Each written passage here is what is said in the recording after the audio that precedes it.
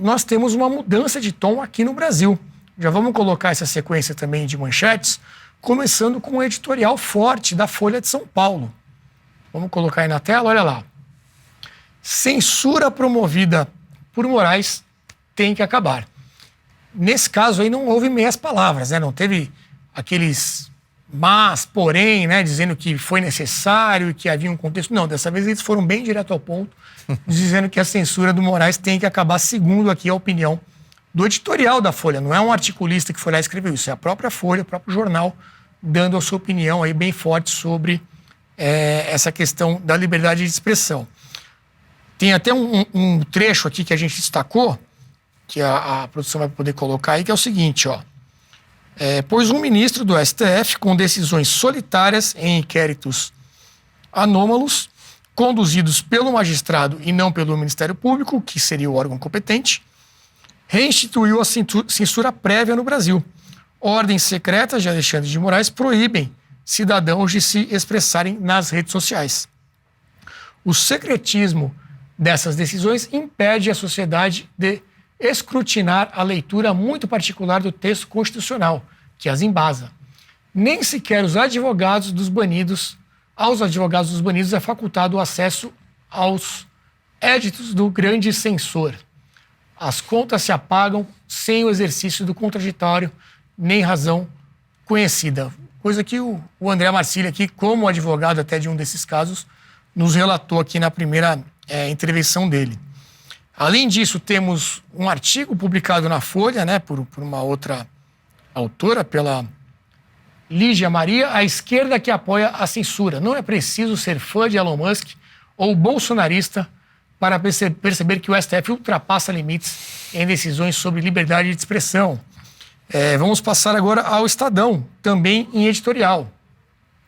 Está aí na tela o editorial do Estadão. Pode colocar em tela cheia aí para a gente ter uma visão melhor. A legítima crítica ao Supremo. Quem tem minado a legitimidade do Supremo é o próprio Supremo. Quando atropela sua jurisprudência, atua de modo político, colabora para a insegurança jurídica e insinua-se no legislativo. Então também tom muito forte aí do Estadão a respeito do STF. E aí temos um artigo no Estadão, assim como na Folha, tivemos o editorial e um articulista. No Estadão também, tela cheia para ele, é o Carlos Alberto de Franco, falando sobre STF, democracia e golpe. E termina até perguntando se o golpe não estaria em curso, né, em execução. E encontramos até dentro do Globo uma crítica. Não é a opinião do Globo, depois a gente vai trazer o editorial do Globo, mas o Carlos Alberto Saderberg, que também era comentarista na TV Globo, comentarista até mais econômico, o Sardenberg coloca ali, né? Não pode haver censura nas redes sociais. Então, essa ideia aí da liberdade de expressão, como eu comentei também agora há pouco, é uma ideia muito forte que até mesmo quem se coloca contra aí vai defender. Luiz Felipe pediu a palavra aqui enquanto a gente passava essas manchetes. É uma vergonha que todos esses jornalistas aí, por mais que estão ali agora falando que há censura no Brasil, onde é que eles estavam há 5 anos atrás, quando começou todo esse absurdo? Até mais. Onde é que eles estavam?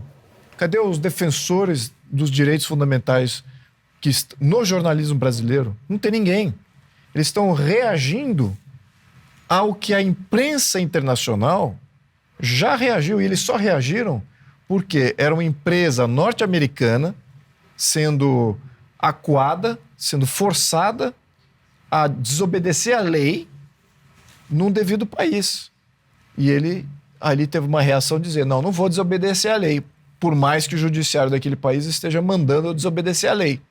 Aí é que chamou a atenção não só da mídia norte-americana, mas dos políticos norte-americanos. E, obviamente, europeus também. Mas veja a vergonha que é dos jornalistas brasileiros de só agora que teve uma reação. Porque, vamos deixar um contexto aqui, a gente precisa pontuar isso que é importante. Quem reagiu favorável à liberdade de expressão contra a censura nos Estados Unidos? Praticamente o mainstream da opinião pública norte-americana, que não é da direita.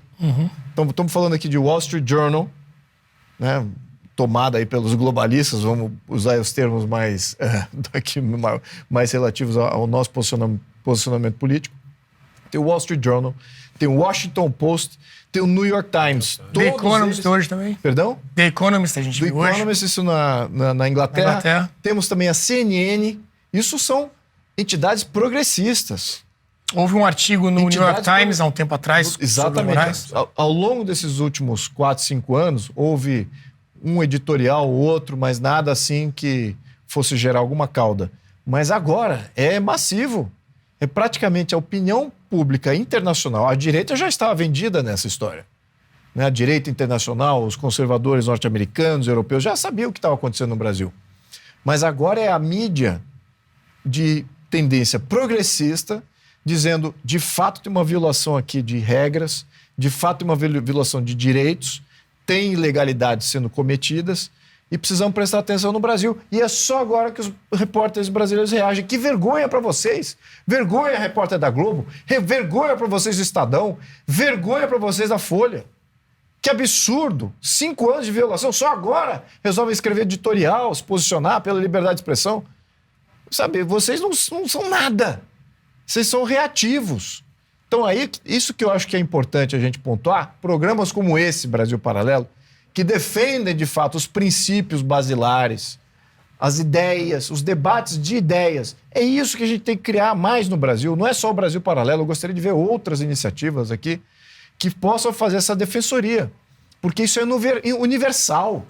Todo país se beneficia com esse tipo de debate mais amplo, com liberdade de expressão. Lembrando de novo, a importância da liberdade de expressão é basilar. Sem liberdade de expressão, você tem ditadura. Todo país que se considera livre, com Estado de Direito, separação de poderes, com limites dos governantes, com limites dos representantes, todos esses países reconhecem, se não tem liberdade de expressão, temos ditadura.